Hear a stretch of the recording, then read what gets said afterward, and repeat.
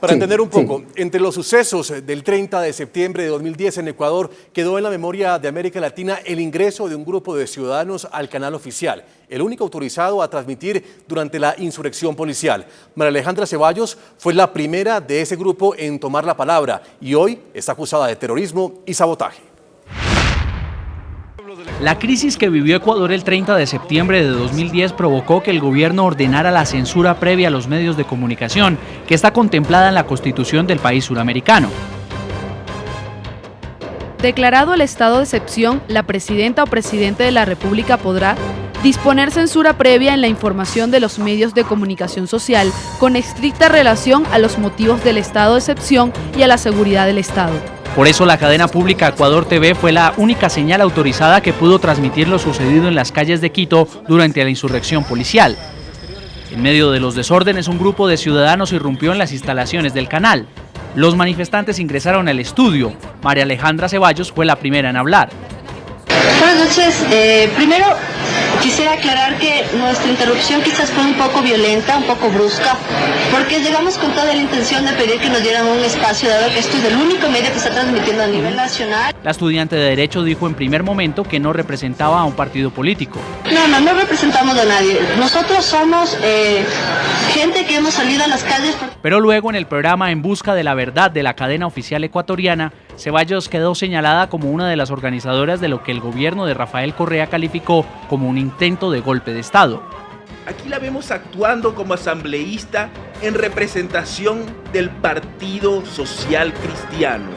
Es decir, no es tan independiente como lo decía. Desde entonces inició un proceso judicial por los delitos de terrorismo y sabotaje contra María Alejandra Ceballos y otras 12 personas que ingresaron al canal Ecuador TV el 30 de septiembre de 2010. 13 meses después de los hechos concluyó la etapa preliminar de la causa y ahora pasa a juicio, donde Ceballos podría recibir una condena de 8 a 12 años de prisión.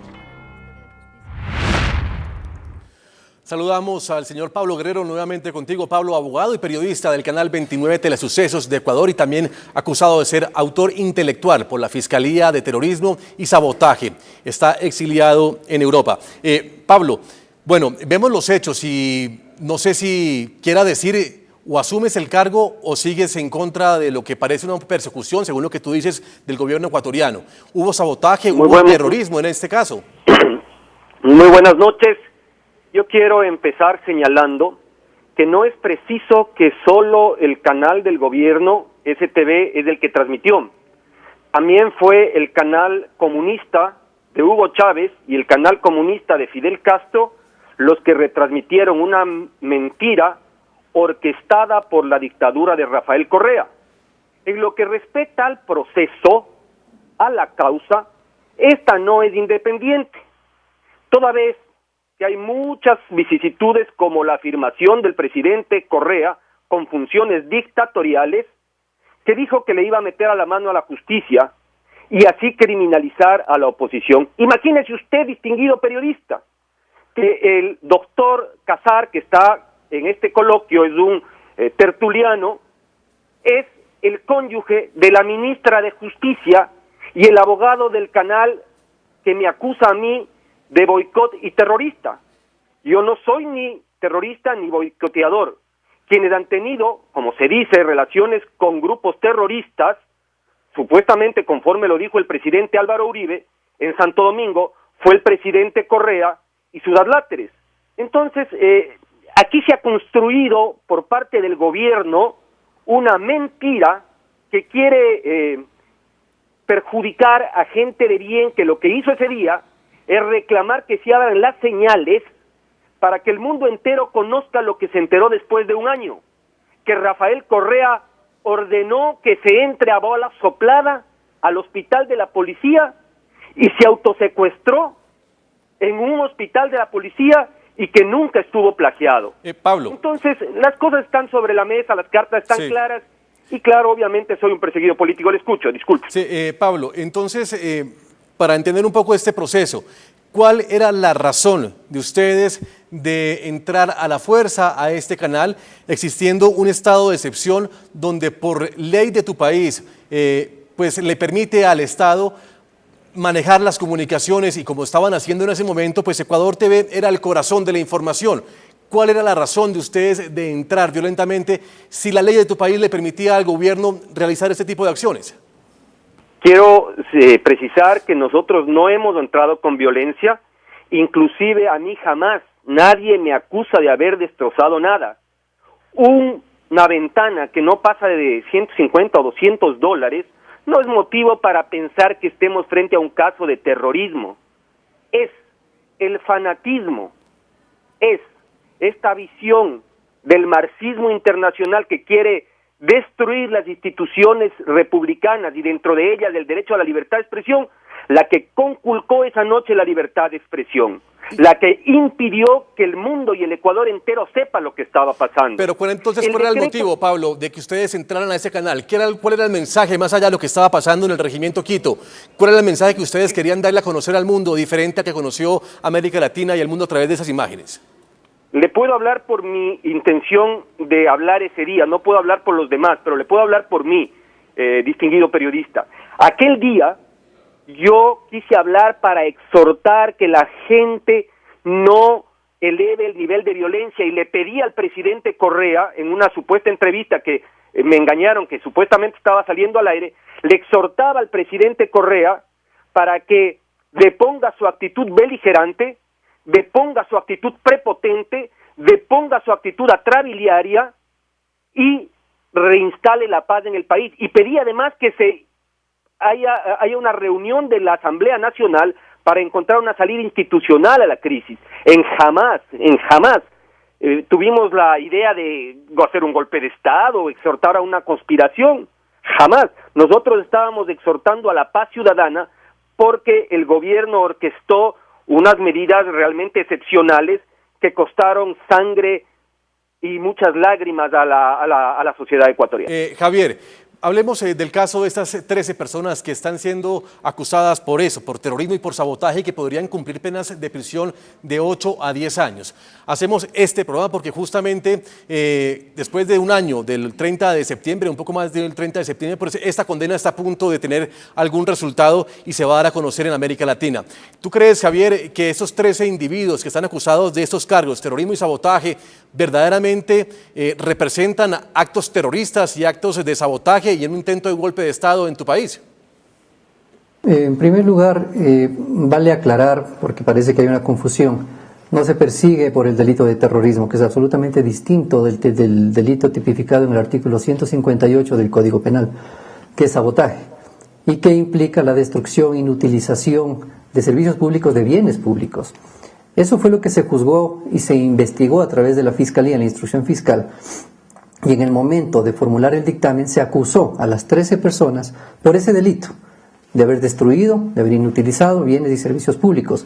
Se destruyó el sistema de telefonía, se destruyeron los bienes públicos del edificio de medios públicos para lograr entrar. Al momento de entrar, la gente que estaba enardecida destruyó televisiones de plasma, destruyeron hasta las jardineras, qué culpa tenían las plantas, y se veía al señor Guerrero cómo lideraba a la gente buscando, en un principio perdido, sin saber hacia dónde irse, el set de televisión. Para llegar al set, y ustedes pueden atestiguar ello con los videos que existen, forzar las puertas también allí, equivocándose inclusive de lugar, para tratar de llegar todos al set de televisión, interrumpir la señal de la cadena nacional que estaba transmitiéndose en ese momento y tratar, de expresar una libertad de expresión, valga la redundancia, que fue más bien violentada ese día.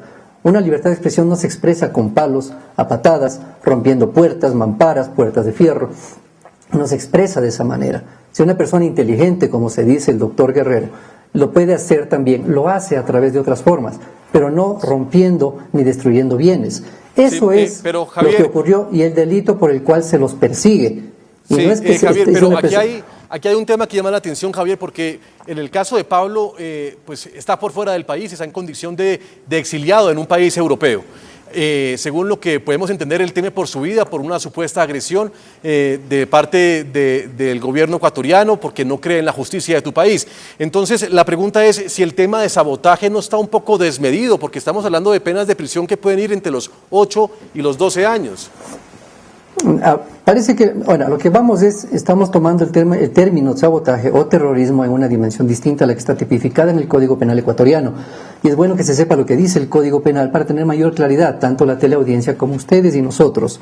Pero ¿qué dice? Si me permite, el 158 del Código Penal dice que será reprimido, es verdad, de 8 a 12 años, así está la pena en el Código Penal, el que fuera de los casos contemplados en este código destruya, deteriore, inutilice, interrumpa o paralice servicios públicos, instalaciones industriales o fabriles, centros comerciales, entre otras cuestiones más, también instalaciones de radio, teléfono, televisión o cualquier otro sistema de transmisión. Eso es lo que está tipificado en el Código Penal ecuatoriano y es por eso que se iniciaron las acciones judiciales y se van a llevar adelante hasta el momento que corresponda la sanción pertinente que establezcan los jueces en el Tribunal de Garantías Penales cuando nosotros podamos ya avanzar de la etapa en la que nos encontramos. Persecuciones o temores de agresiones o cosas por el estilo es totalmente infundado, solamente está en la imaginación de las personas que están fuera del país, pero hay órdenes de prisión preventiva dictadas y que tienen que ejecutarse. Lamentablemente la justicia está plasmada en el Código Penal, en el Código de Procedimiento Penal que tenemos que seguirlo y es hacia donde nosotros tenemos que ir. Se cometió un delito y el delito tiene que ser juzgado y tiene que ser sancionado si así lo determinan los jueces en su momento. Sí. María Alejandra, el presidente Rafael Correa habló hace unos meses sobre un indulto que podría recaer sobre ustedes, las 13 personas acusadas, en este caso entonces, como nos corrige Javier, por sabotaje. Ustedes, María Alejandra, tú has pedido perdón, como lo ha dicho el presidente Rafael Correa. A quien pida perdón, le damos el indulto.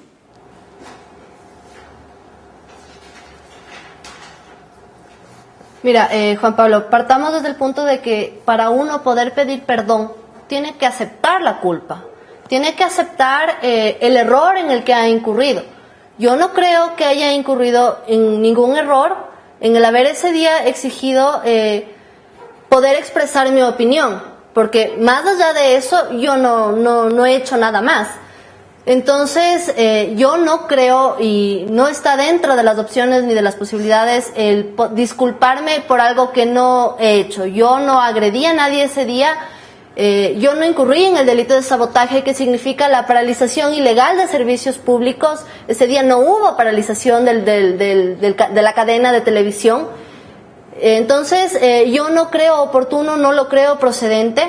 Además, consideremos de que ya hubo un policía o dos, si no me equivoco, que se disculpó, que le pidió perdón al señor presidente, y lo que el presidente le respondió fue que se tenía que atener a lo que diga la ley. Entonces habría que darle trámite al indulto, pero que no le garantizaba nada, porque el indulto se da por razones humanitarias, no porque el presidente lo diga. Entonces que él tenía que acogerse a la ley. Sí, entonces estamos viendo que hay un doble discurso en esto del perdón. Sí, María Alejandra, pero no hay, por un lado, no hay el presidente te ofrece disculparte si es que te disculpas, y por el otro sabemos que no lo va a lograr. Sí, pero no hay una equivocación por parte de ustedes, en este caso, por parte tuya como estudiante de Derecho, el ignorar el artículo que le da al Estado la potestad, la garantía, la oportunidad, en un estado de excepción, de bloquear los medios de comunicación y transmitir las imágenes y la información solo por los medios del Estado.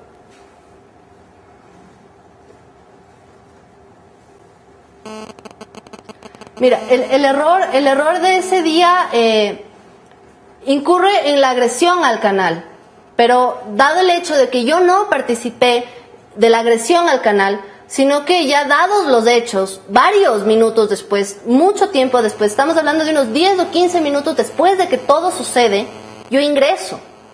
Y estando adentro, a veces me invita a pasar. Es decir, yo no entré haciendo uso de agresión, ni haciendo el uso de fuerza, ni violentando absolutamente nada.